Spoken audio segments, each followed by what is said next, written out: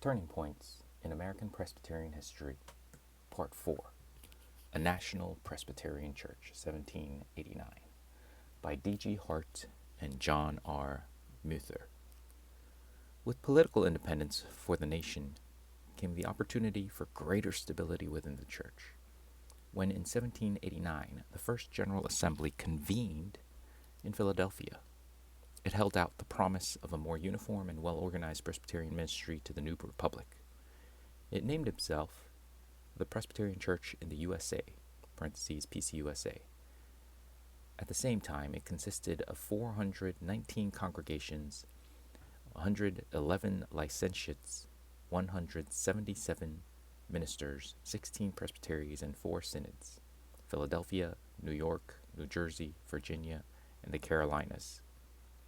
Indicative of the affinities between the new nation and the PCUSA was the election of John Witherspoon to be the moderator of the First General Assembly. He was notable for being the only minister to sign the Declaration of Independence. A native Scotsman, he had been a prominent leader in the so-called Evangelical Party in the Kirk. His defense of the faith came to the attention of the trustees of the College of New Jersey, later called Princeton University, who in 1768 called him to be president of the institution. In that position, Witherspoon became a significant mediator of the Scottish Enlightenment to the American colonists. One of his students was James Madison, the 4th President of the United States. Witherspoon's critique of British imperialism and his defense of a Republican reform of government qualified him to hold public office, first as a member of the New Jersey State Legislature, then as a member of Congress, parentheses, while also presiding over the Princeton School, close parentheses. Presbyterian and Congregationalist ministers supplied much of the intellectual support for political independence among the major Protestant denominations, yet he alone emerged as a minister member of the nation's founding fathers. His election as moderator of the First General Assembly was a fitting recognition of his public service.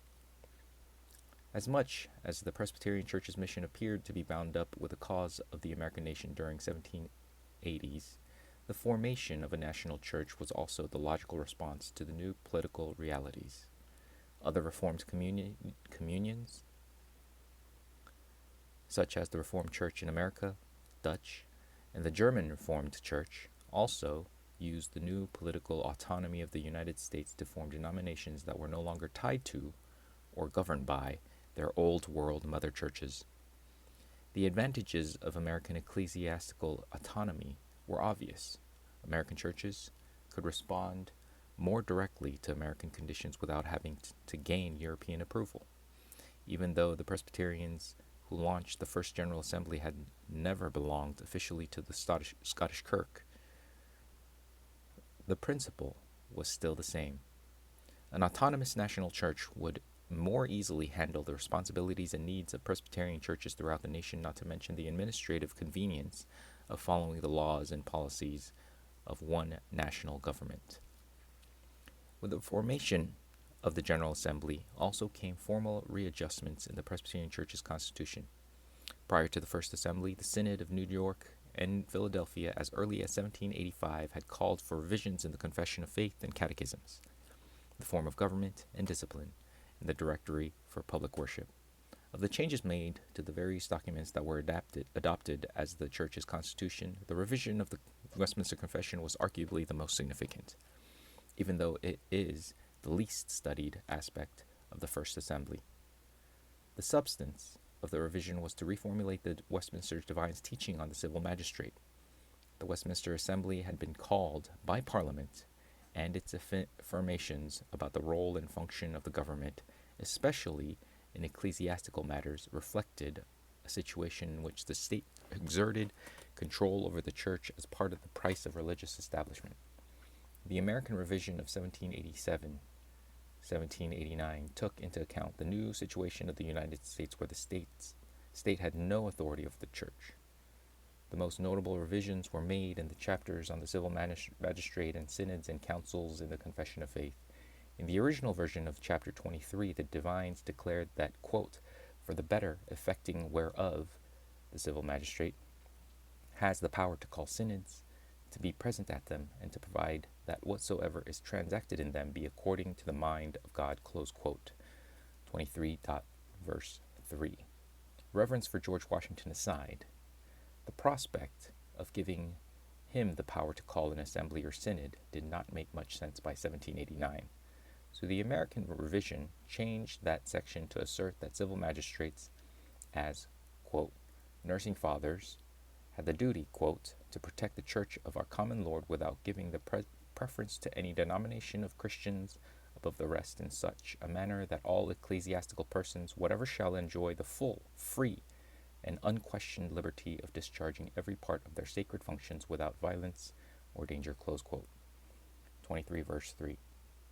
Gone was the power of the state to convene an assembly and the duty to ensure that such church bodies conducted their businesses according to the mind of God.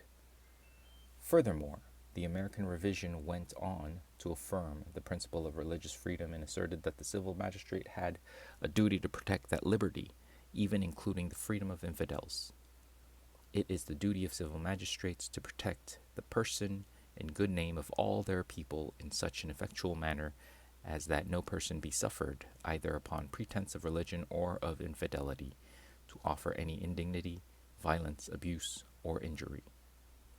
American Presbyterians undertook a similar revision in Chapter 31 on synods and councils. They were deleted entirely. They deleted entirely Section 2 from the original version, which gave further direction to civil magistrates about their particular participation in ecclesiastical assemblies. The civil magistrate was mentioned in the revised chapter only in paragraph 4, old number 5, which now stated that the church is not to, quote, handle or conclude any matter of civil polity except for, quote, cases extraordinary, to satisfy the conscience of the church or to comply with a request from the civil magistrate.